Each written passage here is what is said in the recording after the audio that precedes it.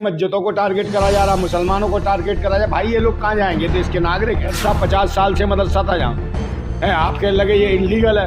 मतलब ये भाजपा यही बताने के लिए बैठी कौन इलीगल है लीगल तुम बताओ ना। तुम हल्द्वानी में छोटे छोटे बच्चों को, महिलाओं को परेशान कर रहे हैं, पलायन करेंगे। कहाँ जाएंगे भाई? कल आज हल्द्वानी से जाएंगे, उत्तराखंड छोड़ेंगे, उत्तर प्रदेश में आएंगे, वहाँ बिल्डोजर फिर जाएंगे इनको पर, वहाँ से भागेंगे। सब जगह तो आतंकवादी और देशद्रोही सरकारों में बैलेट पेपर से चुनाव है। तो मैं गारंटी से कह रहा हूँ ये जो सपोले और जो सांप है ना भाजपा के, ये आत्महत्या कर लेंगे। मैं गारंटी से कह रहा हूँ ना। सा है मोदी माँ झुटलर, ये भी आत्महत्या कर बैठेगा अगर जब ईवीएम मशीन हटा। सरकार का काम है घर बसाना, घर उजाड़ना नहीं। गुंडे करते थे कब्जा, अब पुलिस को गुंडे भेज दिए।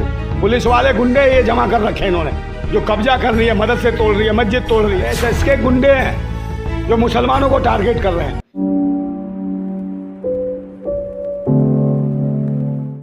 हाँ तो वो आतंकवादी है ना सरकार की नज़र में। छोटे छोटे बच्चे देशद्रोही हैं, आतंकवादी हैं, समझे ना। वो लॉन्चर लेके आए, पता नहीं क्या कौन कौन सी मिसाइल लेके आए बच्चे। जहाँ भाजपा सरकार है कहीं पर भी है, वो कहीं ना कहीं टारगेट कर रखा है। उन्होंने सोच रखा है मजहब के नाम पे टारगेट करो, मस्जिद को टारगेट करो। उन्हें लगता है कि इससे हम नेता बन रहे हैं। उन्हें कहता बार बार इन्हीं चीज़ों को छेड़ना। भले ही देश का किसान रोए, मजदूर रोए, जवान रोए, बहन बेटियों की इज्जत लूट लें, और यही चल रहा है जब से। और कहीं ना कहीं मस्जिदों को टारगेट करा जा रहा, मुसलमानों को टारगेट करा जा। भाई ये लोग कहाँ जाएंगे? देश के नागरिक हैं। आप देश के नागरिकों को आप बर्बाद करने का। मदरसा 50 साल से मदरसा था जहाँ है, आपके लगे ये इलीगल है। मतलब ये भाजपा यही बताने के लिए बैठी कौन इलीगल है लीगल तुम बताओ ना। तुम कौन हो? कभी एनआरसी ले आएगी, अपना डीएनए चेक कराएं भाजपा और आरएसएस के लोग, ये यहाँ के हैं कि नहीं है, इनका पता चल जाएगा भारत के हैं कि नहीं है। अपना डीएनए चेक कराएंगे नहीं, स्वदेशी का नारा देंगे और अपने को नहीं बताएंगे स्वदेशी हैं विदेशी हैं, या अंग्रेजी मानसिकता की नाजायज संतान है ये। इनसे लड़ने की जरूरत है। ये कहीं ना कहीं हल्द्वानी में छोटे छोटे बच्चों को, महिलाओं को परेशान कर रहे हैं, उनका यौन शोषण कर रहे हैं, उन्हें जिस तरीके से डराने का प्रयास। वो पलायन करेंगे, कहाँ जाएंगे भाई? कल आज हल्द्वानी से जाएंगे, उत्तराखंड छोड़ेंगे, उत्तर प्रदेश में आएंगे, वहाँ बिल्डोजर फिर जाएंगे इनको पर, वहाँ से भागेंगे। सब जगह तो आतंकवादी और देशद्रोही सरकारों में बैठे। क्या ही हमारा लोकतंत्र ये देता है? तो फिर क्या जरूरत है पुलिस पे हमला करने की? किसने पुलिस पे हमला करा भाई? वहीं पे भीड़। ओए भाई ये तो डरे हुए लोग हैं। तो पुलिस खुद इनके लोग हैं, ये खुद ही अपने आप पत्थरबाजी कराते हैं पुलिस में। ये जो सरकारों के लोग हैं, ये देखा नहीं पहले भी कि कई मुसलमान बन के योगी को धमकी देते हैं और बाद में खुलासा होता है कौन है, फलाने पांडे, द्विवेदी मिश्रा हैं, ये तिवारी, ये लोग हैं। और लिखेंगे सलमान ने धमकी दे दी, अजहर ने धमकी दे दी, फलाने ने धमकी दी। ये खुद ही करते हैं ईमेल, और बाद में जब पकड़े गए तो निकलते कौन है? तो ये माहौल खराब कर रहे हैं क्रिएट, मुसलमानों को बदनाम किया जा रहा है। लेकिन इसमें तो सलीम मलिक जो मास्टरमाइंड बताए जा रहे हैं वो पकड़े गए हैं बाकायदा। कौन सलीम मलिक? निगम पार्षद थे वहाँ के। अरे वो निगम पार्षद कुछ नहीं है, सब मिले हुए हैं। और यहाँ पर और हर ये जितने भी सलीम मलिक हैं जिनको कह रहे हो, ये तो भाजपा के कहीं ना कहीं रिश्तेदार हैं। जैसे इनके जीजा हैं कई है, जैसे रामलाल जो महासचिव था उत्तर प्रदेश में, देखा है, उसने अपनी बेटी की शादी करी किससे? उसका दामाद कौन? मुल्ला। और योगी जी आए थे आशीर्वाद देने, तो वही मुल्ला दामाद जी, समझे, उन्हीं रामलाल की बेटी को रसगुल्ला खिला रहा था और खुश हो रहे थे। तो इन्हें चाहिए दामाद मुल्ला, समझे नहीं, और मारते उन्हीं लोगों को। दामाद मुसलमान चाहिए और ये कहते हैं ये बेकार है। प्रशासन गया है उसको बुलडोजर चलाने, तो आप लोगों को सरकारी काम में दखल देने की क्या जरूरत? अरे तो बिल्डोजर क्यों फिरा रहे हो भाई? काहे के लिए चला रहे हो? बिल्डोजर वहाँ फिराओ ना जो उसमें अवैध बना हुआ है, भाई। तो बनारस हिंदू यूनिवर्सिटी में जो बलात्कार करते हैं हिंदू लड़की का, बिल्डोजर वहाँ फिराओ। जो BJP IT cell, Modi ji के खास आईटी सेल के 3 भैंसी दरिंदे, उनके घर पर बिल्डोजर कौन फिराएगा? उन पर फिराओ। उस अर्पिता साहू जो जज है, उसको एक जो जिला जज बुलाता भूतनी का, उसके घर पे बिल्डोजर फिराओ, वहाँ नहीं फिराओगे? और योगी जी कहते हैं कि सुबह लड़की छेड़ता है जो शाम को उसका इनकाउंटर। तो इन दरिंदों का इनकाउंटर कौन करेगा भाई? इस पर कौन बिल्डोजर फिराएगा? और जो बलात्कार करते हैं उनके लिए गृह मंत्री साहब लेटर लिखते हैं, पत्र लिखते हैं कि बिल्किस खान बानो के जो आरोपी बलात्कारी थे वो संस्कारी हैं, इनको गुजरात सरकार छोड़ दे, और छोड़वा देते हैं। और उनके भाई उनके माला वाला पहना के स्वागत होता है, मिठाइयाँ खिलाई जाती हैं। ये हालत है जो जातिवादी गुंडों को ये स्वागत करते हैं, उन पाखंडी ढोंगियों का है। तो उनके खिलाफ कह रहे हैं कि वहाँ पे तमाम तरह के जिहाद चल रहे थे, लैंड जिहाद चल रहा था, लव जिहाद चल रहा था, तमाम तरह के भाई जहाँ ये सारे जिहाद, तो ये जहाँ भाजपा की सरकार है वहीं खतरा है इनको, वहीं जिहाद दिया जाते हैं भाजपा की सरकार। ये भाजपा की सरकार आई क्यों रही है जब पूरा देश इनको गालियां दे रहा है? तो ये सिर्फ ईवीएम से आ रहे हैं, ईवीएम से ये जो तानाशाही कर रहे हैं। और बैलेट पेपर अगर जिस दिन लागू हो गई, अगर बैलेट पेपर से चुनाव हो गया, तो मैं गारंटी से कह रहा हूँ ये जो सपोले और जो सांप है ना भाजपा के, ये आत्महत्या कर लेंगे, मैं गारंटी से कह रहा हूँ।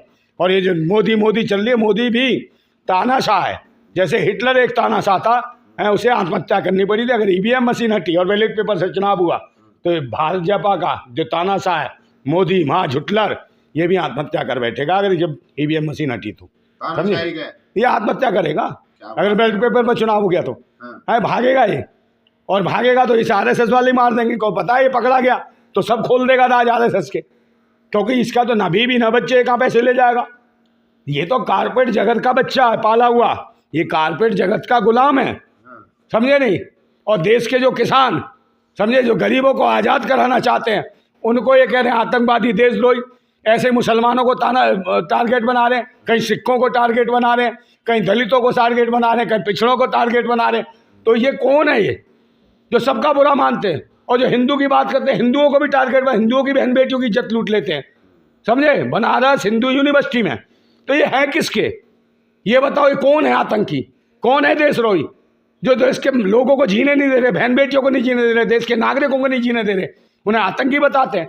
देश के अन्नदाताओं को आतंकी बताते हैं। सरकार को बदनाम करने के लिए अफवाहें फैलाई जा रही है। अरे सरकार तो है ही बेकार, लोग वहां से पलायन कर रहे हैं। अरे भाई सरकार, मेरे बात सुन लो, सरकार भगा रही है, वहां से लोग क्यों जा रहे हैं?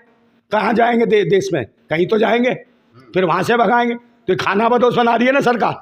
सरकार का काम है घर बसाना, घर उजाड़ना नहीं। सरकार का काम है रहन बसेरे बसाना। कहाँ बसाया? जहाँ मस्जिद मदरसा था वहाँ पुलिस स्टेशन। तो वहाँ पुलिस स्टेशन क्या, पुलिस स्टेशन वालों, पुलिस को जगह नहीं है? बोले पुलिस के द्वारा गुंडागर्दी। अब पुलिस, पहले गुंडे करते थे कब्जा, अब पुलिस को गुंडे भेज दिए हैं। पुलिस वाले गुंडे ये जमा कर रखे हैं इन्होंने, जो कब्जा कर रही है, मदरसे तोड़ रही है, मस्जिद तोड़ रही है, जहाँ जिसकी जगह है वो छेड़ रहे हैं और वहाँ कब्जा कर रहे हैं पुलिस के माध्यम से। ये लुटाई भी कर रहे हैं, उगाई भी कर रहे हैं। पुलिस गुंडागर्दी। अरे भले पुलिस भाई, आरएसएस के लोग घुसे पड़े हैं, पुलिस वाले बना के भेजते हैं। अरे अवैध निर्माणी आज चौकी बन गई, कल वहाँ कुछ और बन जाएगा, समझे, घंटा बजाने का बना लेंगे और वहीं अपना बना लेंगे एक वो बना लेंगे ट्रस्ट। और यही पाखंडी फिर कहते हैं कि भाई ट्रस्ट को दान दे दिया, पुलिस तो चली गई वहाँ से।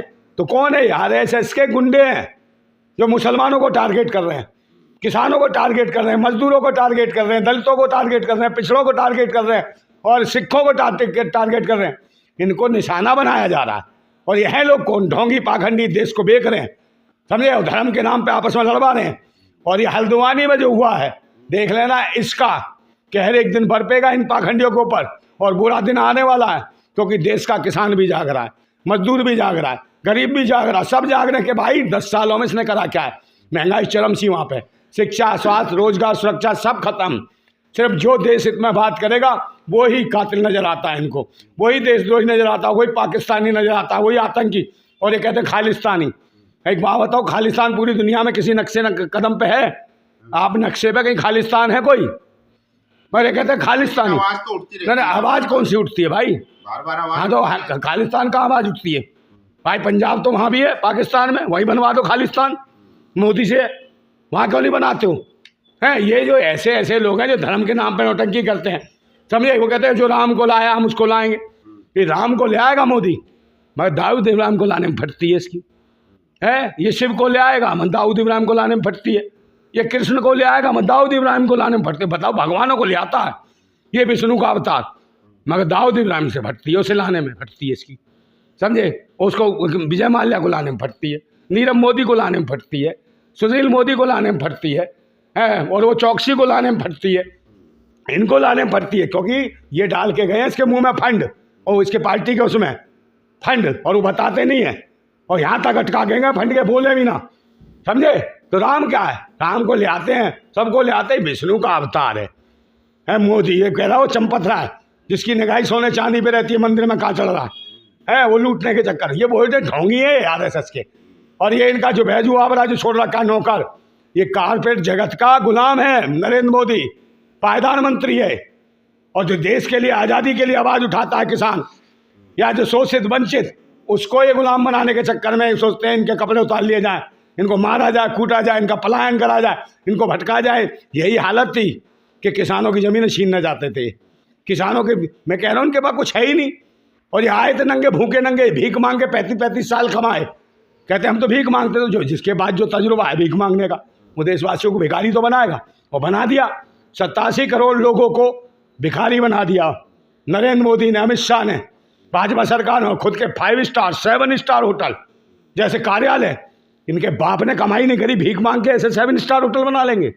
आप मुझे बताओ, तो इनके खिलाफ ईडी CBI कोई जांच नहीं करती, इनके खिलाफ कोई कोर्ट नहीं कहता कि इनके बिल्डोजर फिराओ, ये इलीगल बिल्डिंग बनाई है, 7-7 माले के जो कार्यालय बनाए हैं हर जिले में कार्यालय, ये इलीगल नहीं है। मदरसे इलीगल हैं, रैन बसेरे इलीगल हैं, गरीबों की खेती इलीगल है, गरीबों के मकान इलीगल है, किसानों के मकान इलीगल हैं, उन सबको छीनना चाहते हैं। तो इनके खिलाफ एक आंदोलन उठेगा जरूर, और फिर क्रांति होगी। और ये हल्द्वानी की जो आह है ना, हल्द्वानी के लोगों की आह, इस सरकार को लेके डूब मरेगी, ये ध्यान रखना। भाई वहां से वीडियोज आ रही है, कुछ लोग जो है अपील कर रहे हैं कि हमारी मदद करो, क्योंकि वो आरोप लगा रहे हैं कि पुलिस जो है हमको घर में घुस के टॉर्चर कर रही है। भाई किससे मदद मांग रहे हैं आप मुझे बताओ? जनता से। वो किससे? देश की जनता क्या कर रखा? देश की जनता कहाँ लड़े? सबको जो मदद की बात करे, शासन पे जब आरोप लगा, भाई जब विद्रोह हो रहा ना, जिसके हमने सुरक्षा के लिए चुना वही डकैत है, वही चोर है। पुलिस सुरक्षा के लिए बनी है, वही लूट रही है। किसके पास जाओगे? नेता चुने हैं हमें संरक्षण देने के लिए, वो संरक्षण नहीं दे रहे, हमारे संरक्षण हटा रहे हैं। तो बताइए किसके पास जाएं? तो कहीं ना कहीं देश में एक विद्रोह उठेगा, गृह युद्ध होगा। और जब गृह युद्ध होगा तो ये जितने में ढोंगी पाखंडी जो आतंकी जो लूट रहे हैं, जिन्होंने बड़े बड़े महल बना लिए और गरीबों के घरों पर जो बिल्डोजर चला रहे हैं, वो दिन दूर नहीं कि इनको भी जल्दी दफन और कफन और शमशान में पहुंचाने का काम करेंगे देश के क्रांतिकारी। ये ध्यान रखना है। मैं फिर कहता हूँ, भारत जिंदाबाद था, जिंदाबाद है और जिंदाबाद रहेगा। जिंदाबाद भारत।